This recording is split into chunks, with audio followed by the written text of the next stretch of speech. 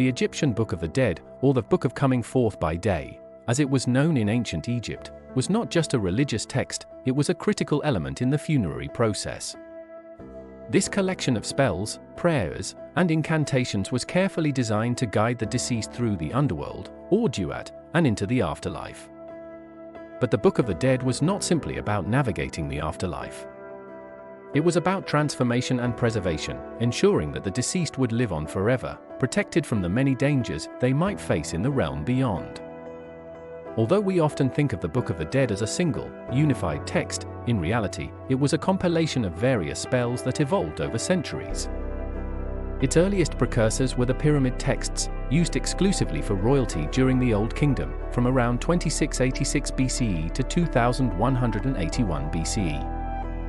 These texts were inscribed on the walls of pyramids and intended solely for the pharaoh, reflecting the belief that only the king had the divine right to eternal life. By the Middle Kingdom, circa 2055 to 1650 BCE, the Coffin Texts expanded the accessibility of funerary spells to the nobility, marking a significant shift in Egyptian beliefs about who could attain immortality.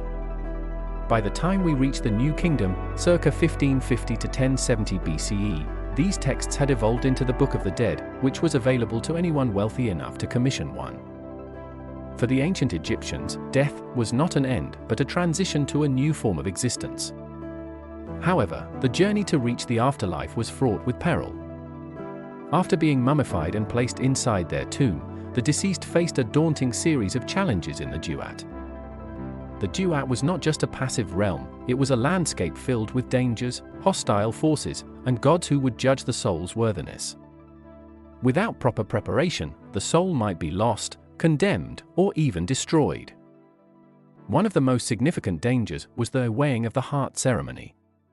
This ritual determined whether the deceased could pass into the eternal paradise known as the Field of Reeds or face eternal damnation. Presided over by the god Osiris, the ruler of the underworld, and Anubis, the jackal-headed god of mummification and funerals, the ceremony involved weighing the heart of the deceased against the feather of Ma'at, the goddess of truth, justice, and cosmic order. If the heart was heavier than the feather, weighed down by sin, the soul would be devoured by Amit, a fearsome creature that was part lion, part crocodile, and part hippopotamus. The stakes were nothing less than eternal survival or annihilation. To ensure that they were ready for this moment, Egyptians turned to the Book of the Dead. Its spells provided crucial protections and guidance. In particular, spell 125, which accompanies the negative confession, was one of the most important. The deceased would recite a list of sins they had not committed, including theft, murder, and lying, before 42 divine judges. Each judge represents a different moral or spiritual principle, and the deceased must declare they have not violated these principles. This was a spiritual and moral test, and the words themselves were believed to hold magical power, reinforcing the deceased's claim to righteousness. Some examples include statements like, "I have not committed murder, I have not stolen, and I have not spoken lies." This spell served not only as a moral check, but also as a form of magical protection. By speaking these words aloud, the deceased gained protection from these sins manifesting in the afterlife. The Book of the Dead was never a fixed document. It was a collection of spells, and each individual version was customized to the needs of the deceased. Unlike modern books, which are printed in identical copies, each Book of the Dead was unique. The scribe would craft the text based on the specific requirements of the person for whom it was commissioned. Some versions were extremely elaborate, containing hundreds of spells and detailed illustrations that depicted the deceased interacting with the gods, overcoming obstacles, and reaching the afterlife. Others were far more modest, containing only a few spells or prayers. For those who could afford it, a full version of the Book of the Dead could be as long as 20 meters. Wealthy individuals often spared no expense, commissioning richly illustrated versions that included scenes of the deceased in triumph, defeating demons, or worshipping the gods. These papyri would be placed inside the tomb alongside the deceased's mummified body, ensuring that they were fully prepared for the trials that awaited them. However, not everyone had the means to commission such elaborate scrolls. For those with fewer resources, shorter versions were available. In some cases, entire families would share a single scroll with the names of different individuals added to the text. Despite the differences in wealth, each scroll was a vital tool for the deceased's journey to the afterlife, and it is a testament to the Egyptians' belief that even in death, social distinctions mattered. But the Book of the Dead was just one part of the elaborate funerary process. The preparation of the body was equally crucial. The process of mummification, which could take up to 70 days, was designed to preserve the physical body for eternity. The Egyptians believed that the soul was made up of several parts, including the Ka, the Ba, and the Ark, and that these elements would reunite with the body after death. Without proper preservation, the soul would be left without a home, unable to complete its journey to the afterlife. Mummification involved removing the internal organs, which were preserved in canopic jars, and carefully drying out the body with natron, a type of salt. The body was then wrapped in layers of linen, with amulets placed between the layers to provide magical protection. One of the most important amulets was the scarab, a symbol of rebirth and regeneration, which was often placed over the heart. In addition to mummification, the deceased was also prepared for the afterlife through a series of rituals, the most important of which was the opening of the mouth ceremony. This ritual, performed by priests during the funeral, was meant to restore the deceased's ability to see, speak, eat, and drink in the afterlife. Using a ceremonial adze, the priest would symbolically open the mouth of the mummy, allowing the deceased to participate fully in the afterlife. Amulets played a crucial role in the funerary process, providing additional protection for the deceased. These small objects, often made from precious metals or stones, were imbued with magical properties and placed on or near the body to ward off evil spirits and ensure safe passage through the afterlife. One of the most important amulets was the Eye of Horus, a symbol of protection, healing, and restoration. It was commonly placed on the deceased to invoke the protection of the god Horus. Another key item was the scarab amulet, often placed over the heart. The scarab beetle was associated with the sun god Ra and represented transformation, resurrection, and eternal life. Scarabs were inscribed with spells from the Book of the Dead, including spell 30b, which specifically protected the heart during the weighing ceremony, ensuring that it did not betray the deceased's true character. Jewelry was also an important part of the burial process. Gold, believed to be the flesh of the gods, was used extensively in funerary items. Necklaces, rings, and bracelets were often inscribed with spells or symbols to provide further protection. The ankh, a symbol of life, was frequently used in funerary jewelry to represent the eternal life that awaited the deceased in the afterlife.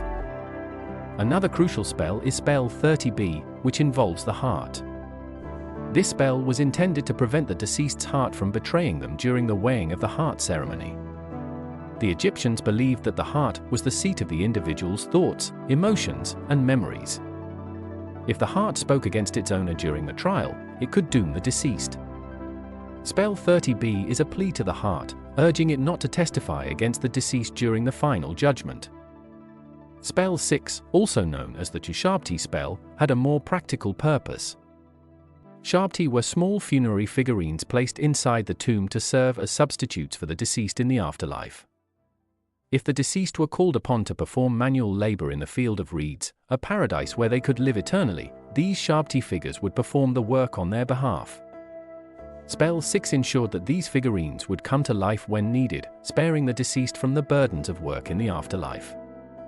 Transformation spells also played a significant role in the Book of the Dead. The deceased could transform into various forms, enabling them to traverse the underworld safely or to gain the protection of specific deities. For instance, spell 77 allows the deceased to transform into a falcon, giving them the ability to fly across the heavens, free from earthly dangers. Spell 83 allows them to transform into a lotus flower, symbolizing resurrection and new life. While spell 85 allows them to transform into the god Ptah, gaining divine powers. Each spell was meticulously crafted with specific imagery and symbolism, often accompanied by elaborate illustrations on the papyrus scrolls. The illustrations were not merely decorative, they were functional, helping to visually guide the deceased through their journey. The gods, mythical creatures, and scenes of judgment were rendered with great care to provide the deceased with a visual representation of the challenges and rewards they would encounter. The Book of the Dead was deeply influenced by Egyptian mythology, especially the stories of Osiris, Ra, and the cosmic battle between order and chaos. According to the myth, Osiris, the god of the afterlife and resurrection, was once the king of Egypt, beloved by his people for bringing civilization and order to the land. However, his jealous brother Seth murdered him, dismembering his body and scattering the pieces across Egypt. Osiris's wife, Isis, collected the pieces and, with the help of the god Anubis, mummified him, bringing him back to life. Osiris then became the ruler of the underworld, presiding over the judgment of souls. This myth laid the foundation for the entire Egyptian conception of the afterlife. Osiris represented the possibility of life after death, not just for kings, but for all who followed the correct rituals and maintained Ma'at, the principle of truth and balance. Ra, the sun god, played a crucial role in this cycle as well. Every night, Ra journeyed through the duat, battling the forces of chaos represented by the serpent Apep, only to be reborn each morning. This daily cycle of death and rebirth was a powerful metaphor for the Egyptian belief in eternal life. The Book of the Dead reflects these mythological themes. Many of the spells invoke the protection of Osiris and Ra, with the deceased seeking to align themselves with these gods.